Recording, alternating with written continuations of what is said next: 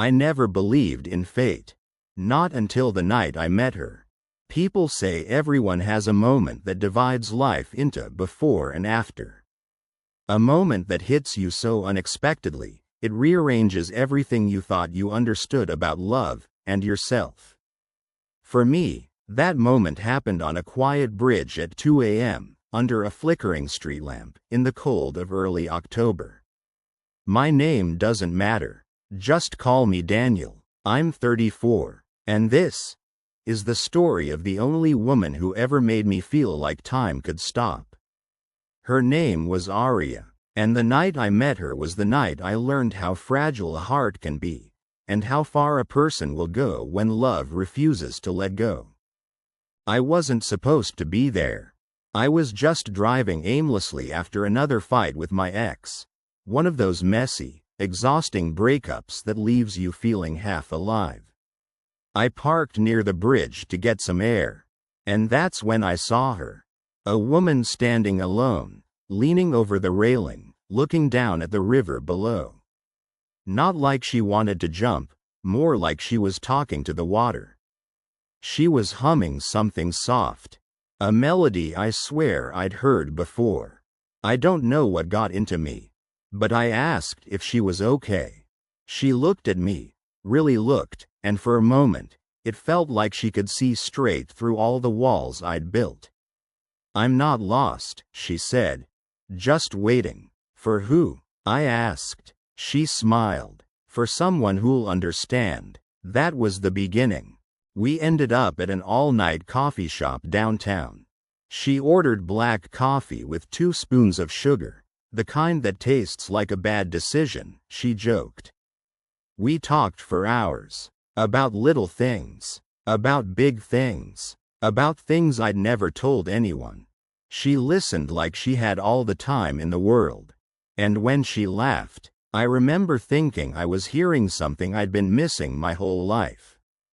At 5 a.m., as the sky turned gray, she asked, "Do you want to walk me home?" Of course I did. Her building was at the edge of town, old, quiet, almost forgotten. Every window on her floor was lit. She told me she hated darkness because it made her remember things she didn't want to remember. I asked what kind of things. She didn't answer. Instead, she said good night, touched my hand lightly, and added, "Don't disappear." I didn't know then that disappearing was her specialty. After that night, I didn't see her for 3 days. I checked the bridge, the coffee shop, the streets near her building. Nothing. I started telling myself I imagined the whole thing. That maybe I projected meaning onto someone who just needed a stranger to listen. But on the 4th night, at 1 a.m., she called. "Daniel?" "Yes." "Good. I needed to hear a voice that doesn't lie." "Where are you?" "Same place you found me." I drove faster than I should have. She was there again, on the bridge, holding a small leather notebook. When I approached, she tucked it behind her back. "What is that?" I asked. "A piece of my life I'm not ready to share." We walked without talking for almost 10 minutes. Then she finally said, "I'm falling for you, and I hate that." "Why?" "Because I ruin everything I love." I told her that wasn't true. She shook her head. "I hope you're right, but you won't be." Over the next weeks, we saw each other constantly. But Aria had one rule. "Don't ask me about my past." It came out of her mouth like a warning. Every time I tried to get close, she would pull away, softly, gently, like she was scared of the answer she might give. But even with her walls, I felt something I'd never felt before. Calm, clarity, a sense that my heart recognized her long before my brain did. And I knew I loved her. One evening, I found her crying on the kitchen floor. Silent tears, the worst kind. I sat next to her. "What happened?" She shook her head. "I don't deserve you." "That's not true. You say that now," she whispered. "But you don't know everything." I held her hand. You can tell me anything. She didn't, but she didn't let go either. And for her, that meant everything. It didn't happen the way you see in movies. We were sitting on my couch, eating takeout, watching some terrible documentary. She leaned her head on my shoulder and murmured, "You make me feel safe." And then, "I think I love you." Just like that, quiet, real, scary. I told her I loved her too. She kissed me like it hurt. Things were good, really good, but Aria's moods changed fast.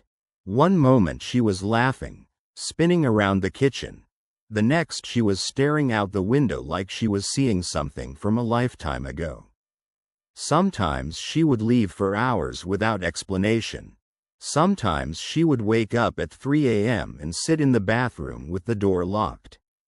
When I asked what was wrong, she'd always say, "Please don't make me lie to you." It broke my heart every time. One evening, I noticed a man standing near her building. Tall, watching, waiting. As we walked home, he glanced at her. She froze. Her hand tightened around mine.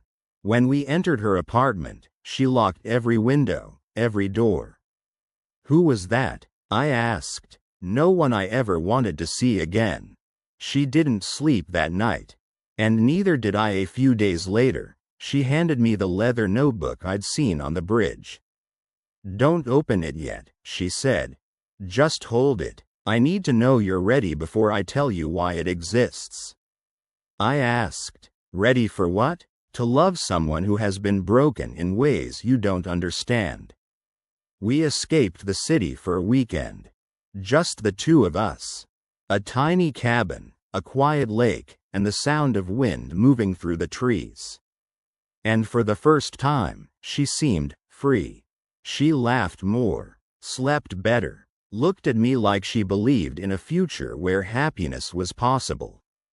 On the last night, she whispered, "If I disappear, you'll know where to find the trut." I didn't understand what she meant. Not then. I woke up Monday morning to an empty bed.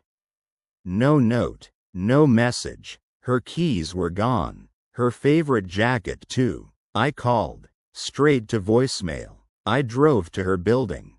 Her apartment was empty. Not just lived in empty. Completely empty. As if she'd never existed. My hands were shaking when I opened her notebook. The first page read, "If you're reading this, it happened again." Below it, a date. 2 days before we met. And the next line, "I never ran from love. I ran from my past." I flipped the page, and that's when the story really began. Her real name wasn't Aria. She'd changed her name 3 years ago, after leaving an abusive relationship with a man named Lucas. The man I saw in the parking lot. He'd found her 3 times. 3 different cities. 3 different lives she tried to build. Each time she escaped, she wrote another entry in the notebook. The last line on the page said, "I hoped you'd be the one he never found." Suddenly everything made sense. The lights. The locked doors. The fear in her eyes whenever she heard footsteps behind her. She didn't run from me. She ran to protect me. But I wasn't going to let her disappear again. Not this time. I spent days looking for her. Bridges, stations, motels, libraries she used to visit. Nothing. Almost like she erased herself again. But then, I noticed something. A pattern in the notebook. Each time she ran, she went to places that meant something to her. The first cafe she worked at. The bus stop where she bought a one-way ticket. The apartment where she first felt safe. So I retraced her life. Step by step. In an old bookstore she mentioned in the notebook, the owner recognized her. She bought a stack of blank journals, he said. Told me she was starting over. Then he handed me something. A receipt, with an address scribbled on the back. The address led to a small abandoned house outside the city. My heart was pounding as I stepped inside. Dust everywhere, broken furniture, silence. And then I found it. Her jacket, hanging on a chair, still warm. And beside it, another notebook. This one new, blank, except for one sentence. Don't stop looking. When I walked outside, Lucas was waiting. He wasn't surprised to see me. She always leaves clues, he said. She wants to be found. Not by you. He smiled, a cold, unsettling smile. You think you know her? You don't know anything. I know enough. We fought. Not dramatic, not heroic, just desperate. I don't remember much, only that he ended up on the ground, and I drove away before he could get up. And for the first time, I truly feared for her life. I read every page of her second notebook. On the last page, she drew a simple map. A river, a cabin, a bridge, the same bridge where we met. She was telling me where she'd go if she ever had to start over again. The cabin was hidden, almost invisible unless you knew exactly where to look. As I stepped inside, I felt it. She was here, recently. Her scent still lingered in the air. And on the table, a new page in the notebook. If you found this place, you found me too. She walked in behind me, holding a small bag and looking exhausted. Daniel, why did you come? Because I love you. She closed her eyes like those words hurt. You shouldn't, but I do. She dropped the bag, and for the first time since I met her, she cried without hiding. We talked for hours. She told me everything. How she ran, how she hid, how she rebuilt herself again and again. And how meeting me was the first time she wanted to stop running. I didn't disappear because I don't love you, she said. I disappeared because loving you made me afraid of losing you. I asked her a simple question. Do you want to keep running? She took a long breath. No, not anymore. Then let's face this together. She nodded, but her hands were shaking. We went to the police. Filed reports, gave statements, gave them her notebooks. With the evidence and her testimony, Lucas was arrested within days. For the first time in years, she was free. Freedom felt strange to her. She kept waiting for footsteps behind her, for shadows to move, for doors to rattle. But with time, she began to heal. Slowly, delicately. Beauty in every small victory. I moved in with her. Not because she needed me, but because she finally allowed herself to want me. We painted the walls, bought new furniture, hung pictures. We laughed more than we cried.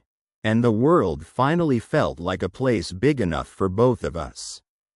On our 6-month anniversary, she handed me a new notebook. Blank pages, empty. For our story, she said.